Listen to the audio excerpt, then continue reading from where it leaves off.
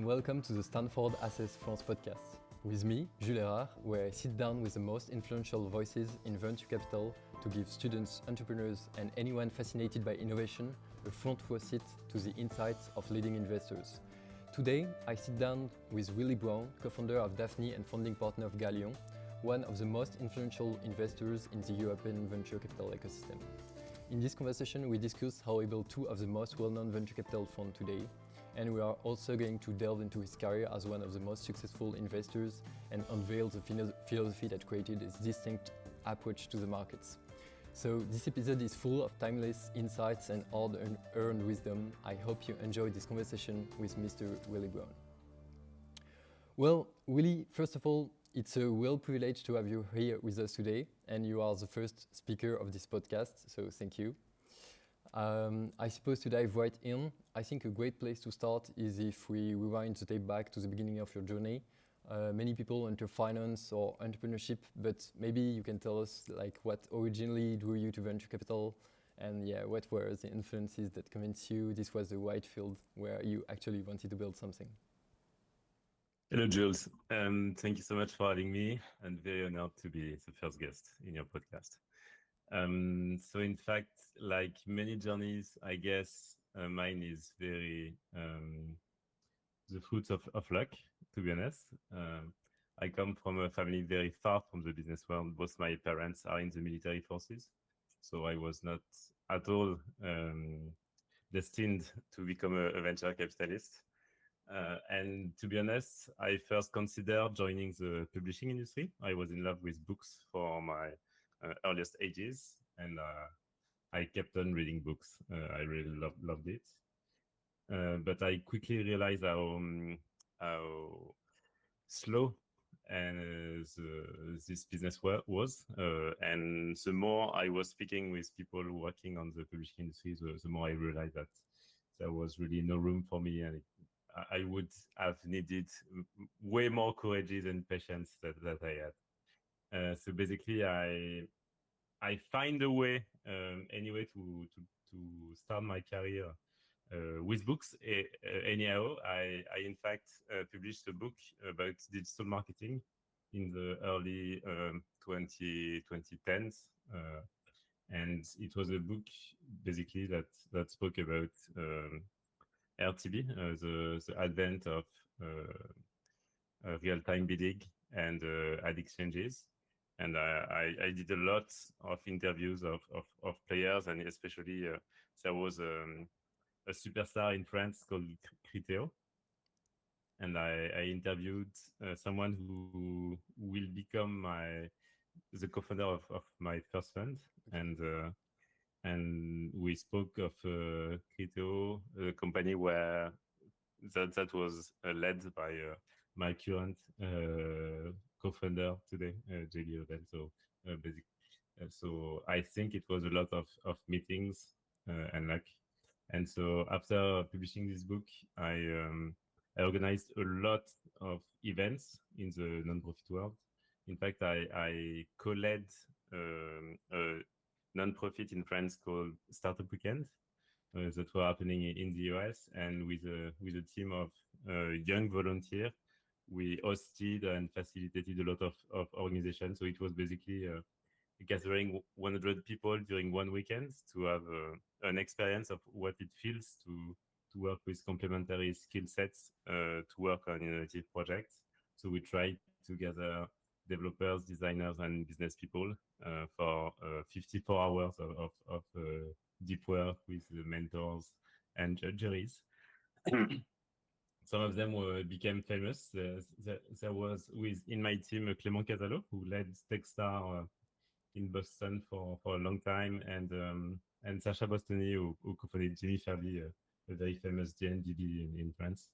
And so I co-organized a lot of events during like 2 to 3 years. All my weekends were spent in these events, and I met a lot of people in the very nascent tech scene in France. It was 2012 until 2014, I guess. And there I met a lot of business angels, venture capitalists, and entrepreneurs. And a few years later, there was a new president candidate in France called François Hollande. And one of his core program was to simplify drastically the finance law.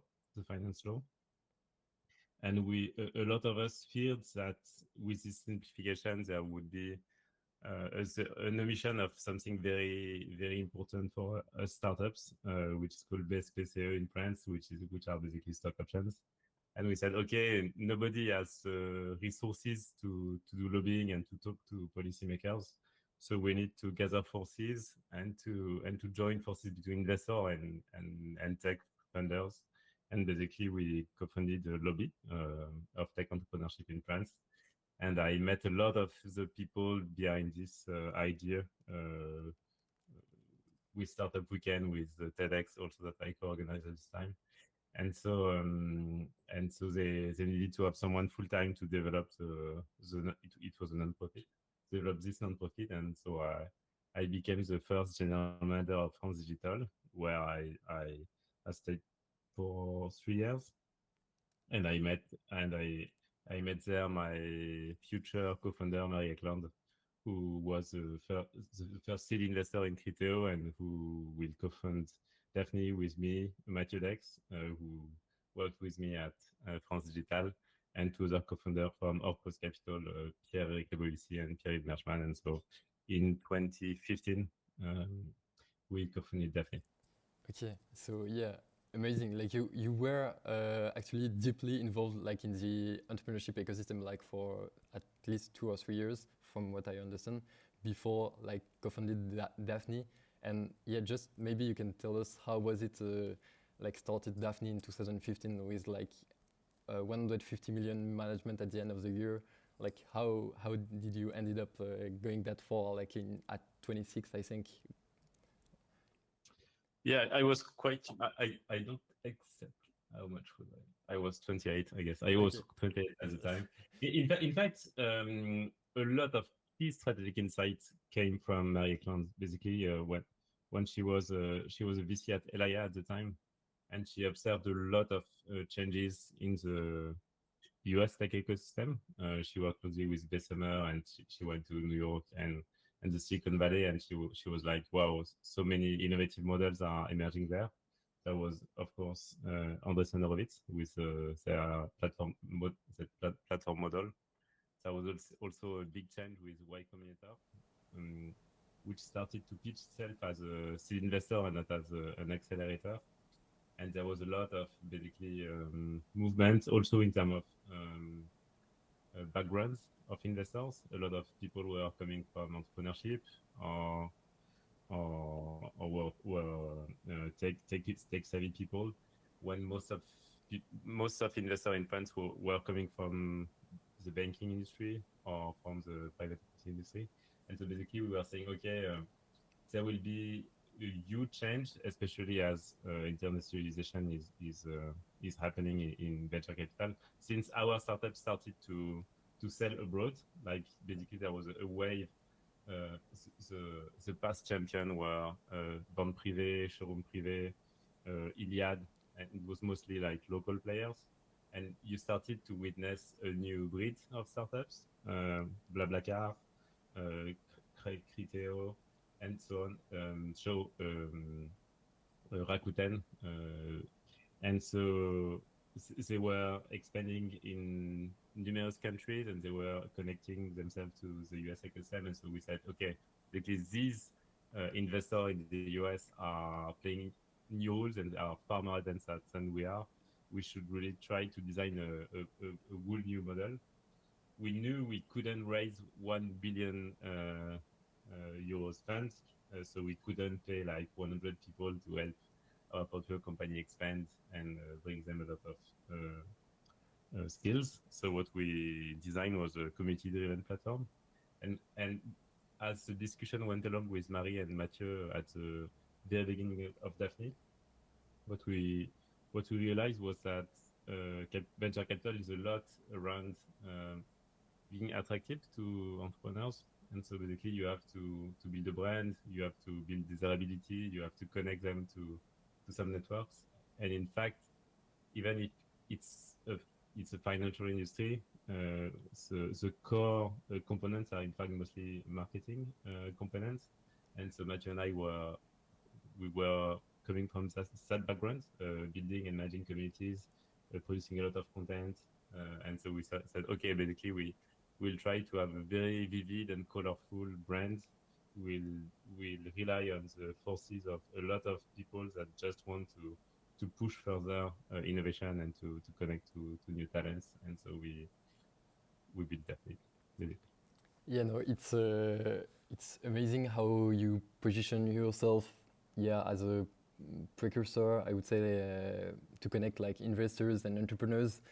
Yeah, I would love to hear more about that. Like maybe you can tell us how concretely, what were the changes and yeah, evolution, because it's kind of a shift also at that moment in venture capital. So maybe you can explain that a little bit more.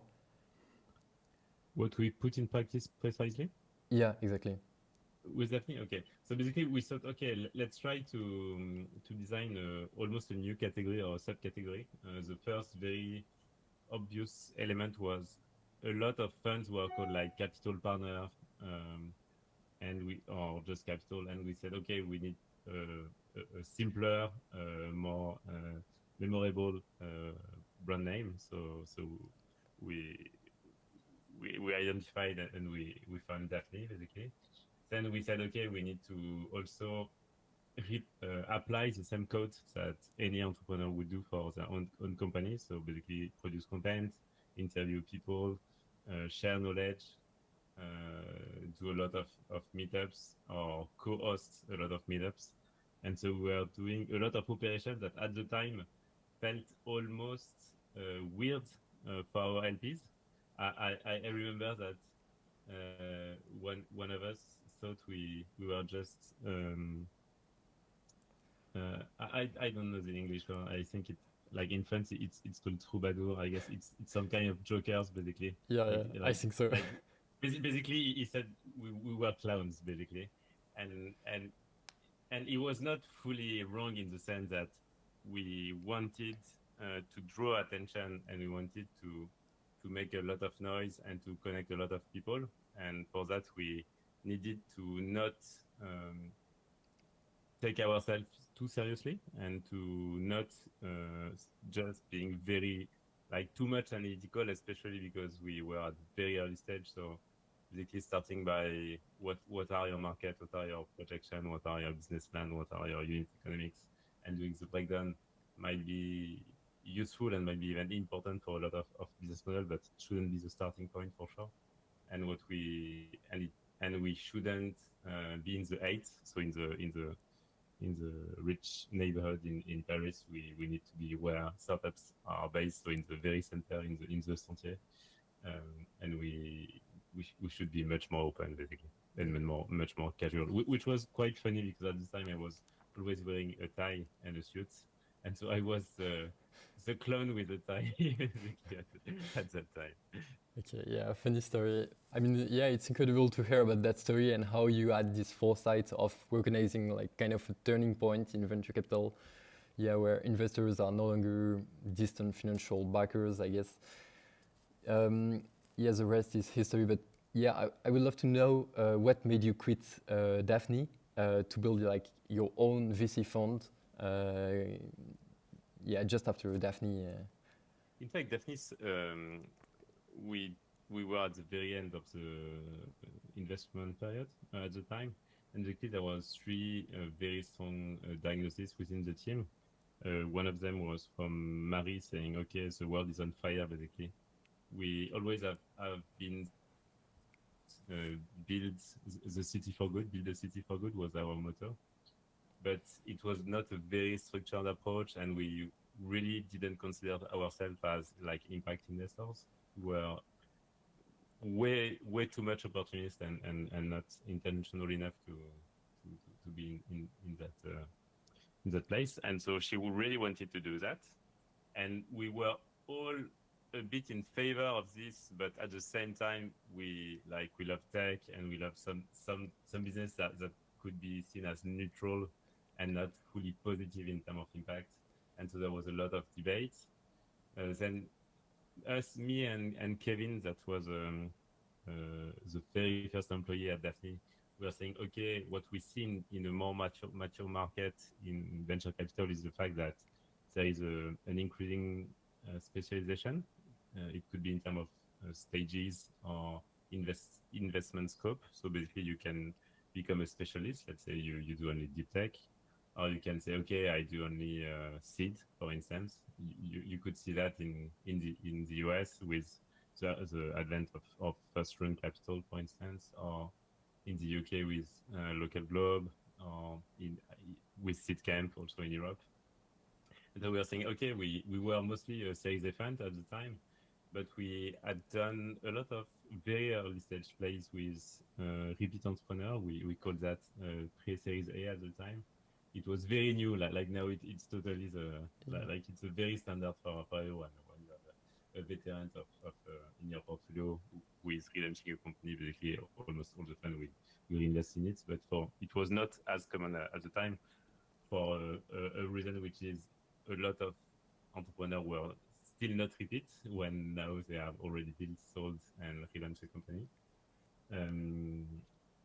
So we were saying with Kevin, we should become basically a seed fund. But the drawback of that is it's very hard to raise a 200 million fund doing just seed investment. Basically, it would imply like decreasing the fund size, so decreasing the P&L, decreasing the team. So it was also very tough choices to make. And Thierry, my other co-founder, basically they were saying, like it's working really good. Basically, we have 2 unicorns already in our portfolio. We've done 28 investments, and 2 of them are already unicorns, Bag Market and Swile. Why should we change? And so we had a lot, like we had so many debates on what we should do, and we tried to find like small concession for everyone, but like the strategy didn't really fully work. So basically, we split into 3 different paths. And I guess all of us have built new management companies, like Daphni stayed Daphni for their successor fund, which was called Yellow after Purple, and their blue fund. Marie called 2015, specialized on impact. She did a lot of investment on carbon capture, and now she is really focused on ocean, saying that you need really to not just to reduce your carbon emission, but to build ways of capturing it at a very large scale. And basically, you have ocean is one of the biggest storage pool. And me with Kevin, we co-founded Galion.exe. So it was .exe at the very first day, and then we meet the path of the Galion Project. The Galion Project is a community of seasoned entrepreneurs, 400 entrepreneurs now. It was 250 when we joined forces in early 2020. And we decided to launch a new fund dedicated on seed. Okay, maybe you can talk more about like what is it Galion, and how the Galion project. How did you make this path also with them? Yeah. In fact, it's a very influential network in France. They have a very active program. The goal of the Galion project when it was built was to share lesson learned from the very few entrepreneurs that managed to scale their companies in numerous countries. Like there was all the big names of the time, and there was then the different waves, like the first wave of mostly the crypto, the BlaBlaCar, the price minister, and so on. The Molotov, and then you had different waves, the Swile, the Alan, the Conto, the Mano, and so on. And so you had really this very positive flywheel where people that managed to scale their companies shared their lessons to younger funders in terms of ages or in terms of experiences. And so it's a network to basically meet between peers, share with full vulnerability what you what you encounter in your daily life and to learn in a very horizontal manner. And so it's working super well. And we thought, okay, these are mostly scale-ups. It was mostly for people that, for companies that raised at least 3 million euros, so really like Series A plus at the time. And so we were saying, okay, why not add a fund above it that could benefit from all this knowledge and that wouldn't be biased because it was for smaller companies. And so we decided to launch it with a very specific model with a full-time investment team, Kevin, me, and then relying also on the knowledge and of venture partners and operating partner. We are 4 entrepreneurs in the investment committee, and we have a lot of people also industry specialists that are representing our funds in our portfolio company.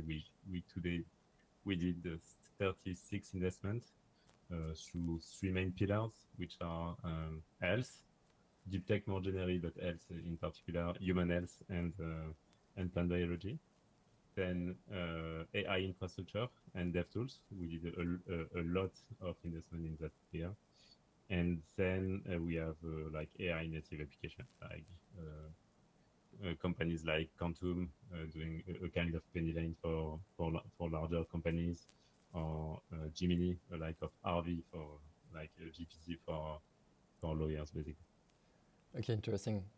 Also the fact that you didn't base your fund thesis on the Galion project, but just benefiting between each others.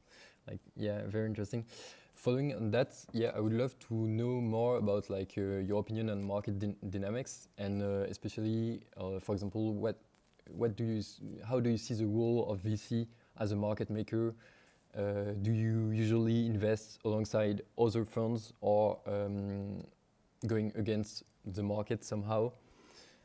Yeah. Yeah. So basically, I guess it's a long story, but you can say that like currently the macro conditions are quite tough for the funds. Like the interest rates have been increased, and all of us are lacking liquidity from our previous portfolio company. Basically, we are all waiting that we can IPO or sell the French champions, like the Conto de Dataiku, the Miracle, the Back Market, Alan, the Swile.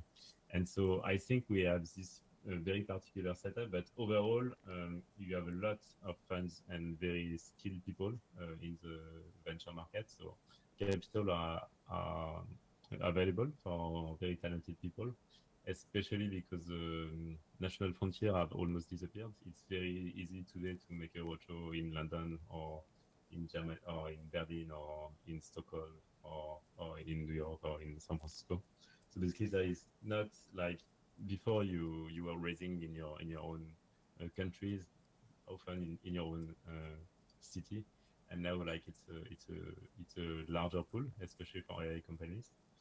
And you have basically 3 main categories of players. So you have small boutiques, like in a bit like us, like in between a few dozen million euros to 100 million, let's say. So it's small boutiques, specialists, small teams, very lean, and actually in the early stage. Then you have larger boutique with fund size between like 150 to 400 million, I would say. Collectively, they are managing between, I don't know, 800 million to 2 billion euros. So it's basically generalists that have been built between 2010 and so a lot of brands that you know in France. So Daphni, Alven, Elaya, Serena, Iris, Xange, and so on. And then you have the largest platform. So in France, Orazeo, Partech, KT, in the rest of Europe, Index, Axel, Atomico, Valverton, Norzone, Creandom, Lexstar, this type of players, and in the US, of course, the Bessemer, the Snowbit, sequoia and so on. So basically, everybody is a bit competing against everybody, but at the same time, we are also very codependent. We need to our company to be refinanced by the same people that could co-invest with us or invest against us. It's also a job where you stay very long in the tech ecosystem. Some people are joining startups, or some people are just changing their career path, but generally people tend to stay a lot.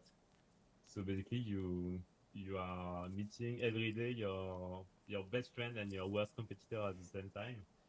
You are fighting for detention in portfolio companies, but at the same time, it's often a winning strategy to a dominant strategy if you talk in terms of game theory, um, to be much more collaborative. Some people are really trying to maximize their detention, so they are quite aggressive. They are committing investment very quickly and with often very good terms in terms of price and parameters. But it's quite rare to do so. Basically, most of us are trying to be very collaborative. Yeah, you talk a bit about like the frontier between venture capital ecosystem. Yeah, maybe how do you see differences between the Valley and the European VC culture? Do you think the European ecosystem should still learn from the Silicon Valley ecosystem? And yeah, how do you see things regarding like global impact in VC? I think we caught up in quite drastically in terms of playbooks, like way before in terms of managing a portfolio, in terms of return distribution. We were saying, okay, Europe is very different. Exit size are much smaller. You can try to do like 2x or 3x for a lot of people, for a lot of your portfolio companies. Now, most of us are behaving in a way that look at 1 to 3 companies will return most of your fund performances. So you really look at companies that can be valued at least several hundred millions and ideally a few billions, if not more. And so I think it's really like the playbook of US investors. The biggest difference, in fact, is the fact that they have much more money. They have a lot more people working in the venture industry, so it's even more competitive in the US that it's in Europe, even if it's becoming a lot competitive also here. And they are very close to tech giants, to Google, to Meta, to OpenAI, and so on. And so they have way more leverage and ability to influence merger and acquisition. So they have really the ability to help create liquidity. They have a public market which is much more active. It's way easier to be introduced in the Nasdaq when you're a US company. And so basically, all this financial chain is way tighter and is way more efficient still at there. Their biggest constraint is the fact that their funds are overall quite high, quite big. So they really need to have very, very high exit valuation for their portfolio company. But at the same time, they also have the means to take very big risk and to lose a lot of investment. You know, as a venture that you, as a VC, that you will, that a lot of your bets will just end up in bankruptcy, and it's the rule of the game. But like when you have a 50 million fund, for instance, or 100 million fund, it's difficult to put like a ticket size of 10 million at the seed stage and maybe lose it, because you cannot do it too many times. So I guess it changes a lot also the ability to take risk and to put meaningful tickets, because you just have the means to do so, basically. Okay. Yeah. Also, you said you were competing with some VC funds regarding some startups, and yeah, maybe now we are talking to the entrepreneurs that are listening to us. From your experience, what is the definition of a perfect startup to invest in? What are you looking when you invest in a startup? yeah, maybe you can elaborate on that. Yeah, sure. In fact, it's an endless debate. There was a framework that started to be shared by a lot of VC that was like you look for product market funders market fit. At the beginning, like everybody was saying, okay, you need a very large market and a very good funders. And then when you looked at a lot of successful funders, you were saying, wow, they are not looking the same. In fact, good funders have different flavors.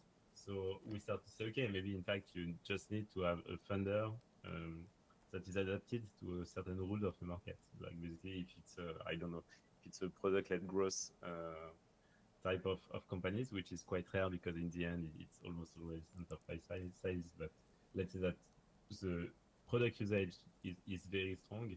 You tend to have like more analytical, more designer team type of people. When it's more like a marketplace full of operation, you know that you have way more aggressive people. And when it's like dev tool, you know that it's basically a very technical people behind the company. So it's very hard to say what is a good funder. What is a good company is even harder basically because you have so many market segments and so many things. I guess what I could say is the fact that since like 2023, since really the new wave of AI, I'd say that the biggest change with the typical SaaS where you just looked at fundamental metrics like LTV, CAC, and so on, or just replacement with jobs to be done in mind. I think the biggest new threat is the fact that you have a displacement risk. So basically, new capabilities can really erase a lot of startups that seem promising when you first reviewed it, but like between GPT 3.5 and GPT 4, basically, like you hundreds, if not thousands, of startups just disappeared because they were like just wrappers above GPT. They were relying on providing more context, but like the context just increased so much that they just like lose totally their value. Like look at Jasper at the time. It was like a very healthy company generating a lot of revenue. I think it was like 1.5 billion euros, something like that, with very healthy margin, and it just disappeared in a few weeks. Yeah, very interesting. Like regarding that, everybody is talking about AI automation tools right now. So is it much easier to? You talk a little bit about it, but is it much easier to scale ideas in weeks now, or is the marketing more important than ever, or is it like just about skills, hard skills, for founders to build their ideas and be funded by like the VC ecosystem? I guess I would say that growth patterns changed quite a bit. Basically, the old playbook was good startup would triple and double. I guess now you have new benchmarks. If you look at the fastest growing company, obviously OpenAI, but also things like Lovable, they have way faster growth than what we used to see at the SaaS. I think now, so the framework was called T2 D3. And you could say that, like, if you look at 11 Labs or Perplexity or Suno, it's more like quadruple, triple, basically. So the triple, double seems almost slow in a way, but it's very like it's more like it's outlier. So it's very hard to say, okay, this should be my growth destiny. It's just a possibility when all the stars are aligning and when you do more prosumer type of companies. What we see is that a lot of funders are way more technical than they used to be. Basically, there was almost always a business CEO, sometimes a business COO and a CTO, and sometimes the CTO was a former lead engineer, which was capable, but not like a mastermind, a technical mastermind. We tend to see more and more like very, very strong technical people, CTO and CSO, Chief Science Officer and Chief Technical Officer, in a lot of models, especially around like vertical foundational model, or around like the infrastructure stack. So basically, I think and for like if you believe that we are in a installation era, if you look at Carlota Perez framework, basically she says for all the big revolution of technological innovation, you have two phases. You have the installation and the deployment phases. And during the installation, basically, you have all the infrastructure that needs to be built. And if you think like for AI, we are in this type of era, you are tempted to invest in such tools. That's why we've done some investment in that area. And so basically, when you do marketing as dev tools, your marketing is very different from the marketing that you would do if you would be building a two-sided marketplace for, I don't know, like cars, for instance. And so obviously it changes a lot of rules and a lot of playbooks, and the current zeitgeist is more on very technical team, a bit like what we had in mind when we were thinking of YC, of innovators in their garage in the Silicon Valley, of the founder of Google. Basically, it's more like this type of founders that we see a lot, and that we personally at Beyond the Table are investing in. Okay, yeah, very interesting. And yeah, maybe just a few other last questions. As a VC investor, how do you see like AI transforming not just startups but venture capital itself? Maybe what is your vision for the next years about venture capital? Basically, we are not like it's funny because already in 2015 when we were building Daphni, we were saying, okay, there is a platformization happening and we should think ourselves as a platform like a lot of businesses. And more like people were saying, okay, we should be more and more quantitative and use also prediction tools or automation tools. And some experiments were quite useful, like for instance, to source startups, you could automatizing sourcing with like companies formation using Papers API in France, or you could use just LinkedIn tools and build automation. So this is easy to build. Then there was the question of, can it be fully automatized? And what's very hard in the venture capital industry is the fact that the causal chain are very long and very hard to read, because you are very dependent from the situation and from external factors, basically regulation, change of usages, dependence of platforms, the state of acquisitions channels, and what is effective or not. So basically, it's very hard to learn from a given data set the data set of 2010 could be very bad to train a model for 2015 and even worse for 2025 basically. So it was quite difficult to do so. It's not like in the public market, like you would just need to hire a lot of quant doing a lot of maths and savvy algorithm. Basically, there was a lot of trying and I guess not a lot of success in that era. Now with GenAI, obviously there are a lot of things that you can do that you couldn't before. For instance, my co-founder Kevin Kuipers is a tech developer himself, and we were using a standard CRM, Pipedrive, and basically during this summer he coded everything from scratch using Cloud Code.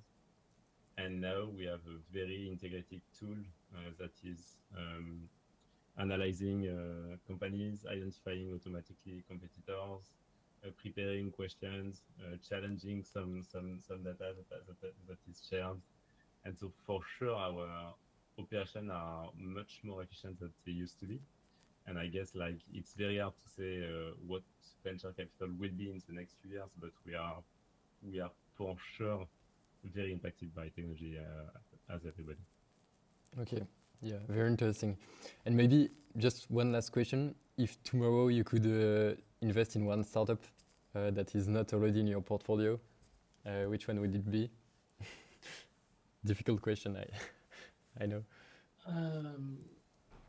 I guess I would have loved to invest in 11 Labs. I think it's a very, very strong startup doing voice model basically. Obviously, I think the yesterday champions, Microsoft, Google, Meta, are today OpenAI and Anthropic, and I would have liked to invest before because they will probably be future champions for sure. On my side, I'm really in love with health companies, and it's tough because like I've invested in a lot of startups that I really like, but I would say a French startup in health that I find very particularly memorable outside the ones that I already invested, like Radium,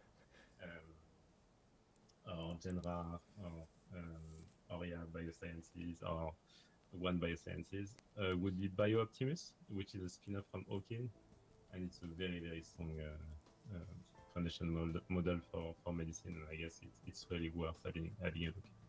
Okay, we'll cast a glance.